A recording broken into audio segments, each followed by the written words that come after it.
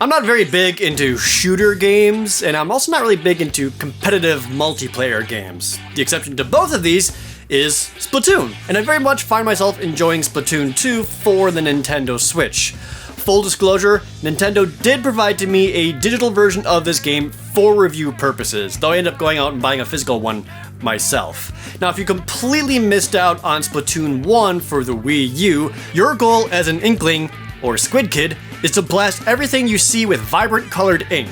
Rather than focusing on blasting opponents, your main goal is to cover as much ground as possible in your team's color, marking your territory while trying to take ink away from your opponents. This is how it goes for the main meat of the game, which is the multiplayer. However, Splatoon 2 also features a surprisingly enjoyable single-player campaign. The plot is more or less a rehash of the first game, where the great Zapfish that powers the city has been stolen by the evil Octolings, and it's up to you to get it back. What plays out is more or less a handful of different worlds with different stages amongst them as you blast your way through defeating enemies and collecting a few items. It's not considerably challenging or time-consuming, so it ends up being a decent start for new players to get familiar with controls and mechanics. It's also not an afterthought, as it has plenty of clever design and secrets to keep you engaged. While the shooting in the single player is serviceable, I found myself enjoying the platforming elements the most. While it's certainly not a focus in each stage, there are some elements based around using your ink to progress forward instead of just shooting simple enemies. This, in addition to constantly searching around for hidden items and story scrolls in each level, makes the single player pretty fun to play. Of course, the single player isn't really why you would play Splatoon 2. It's all about the online multiplayer, which is really fun. As mentioned earlier, the standard multiplayer mode is Turf War, where you ink all over the ground to claim territory. What's wonderful about this is that people who aren't good at shooters can be good at this game. Anyone can shoot the ground, no matter your skill level. This makes it so that you feel like no matter how bad you are, you still contribute to your team's objective. It feels great, feeling like you're making a difference without having to get kills. You still can, as fighting back the enemy team is still useful, but you generally get more points for just going for territory. And with how fast matches are, it's quick to get in and get out and try again, keeping online multiplayer rewarding and fun. Keeping with that feeling of reward is leveling up and unlocking new equipment. There's a plethora of different weapons to use or variations of the same one, with a few of them being all new to Splatoon 2.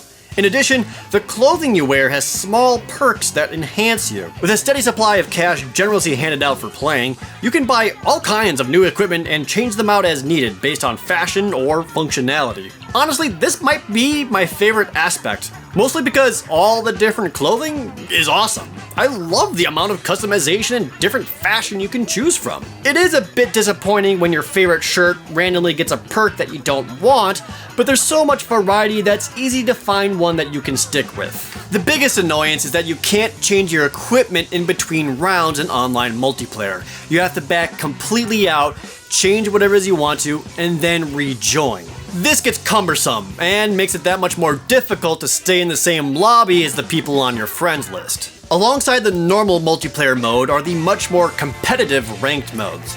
These modes are much more cutthroat and track your rank, and also provide more game modes. These game modes are basically King of the Hill, tower control that push into enemy territory, and a sort of capture the flag where you take a special weapon deep into the opposite side of the map. These provide much needed variety to the online multiplayer. As enjoyable as Turf War is, something a bit different goes a long way. It's great how these simple mode changes completely change your thinking in approaching multiplayer. Certain weapons and clothing perks are way better than others depending on the mode and map.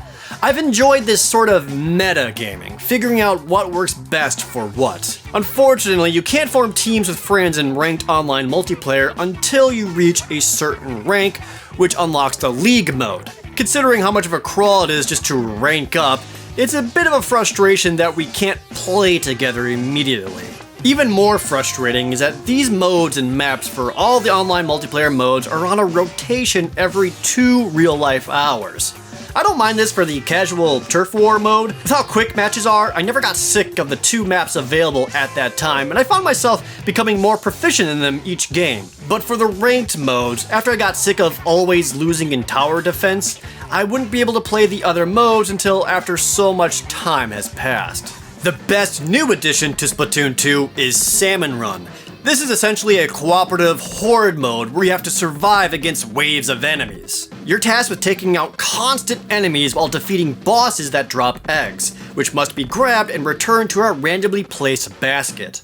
You must survive the round while collecting so many eggs to continue. This is my favorite multiplayer mode. I love cooperative stuff, and this mode really makes you use teamwork. You're randomly assigned a weapon at the start of each round, and you must communicate to each other where the enemies are even arriving. And if you get downed, use communication so that one of your allies can get you back up. And Salmon Run is not easy.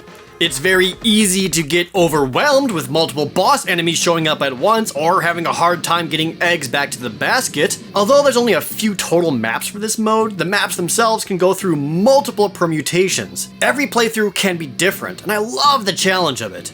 It's as rewarding as other multiplayer modes, as you can get experience boosters and the like, as well as exclusive clothing items. Play Salmon Run when you can, as it should not be overlooked from the other online modes. The only downside to Salmon Run is what may be the most nonsensical decision I've ever seen in any video game. You can only play it online when they say you can. Much like how the other online modes rotate maps, Salmon Run is only available to play at all during certain times on certain days.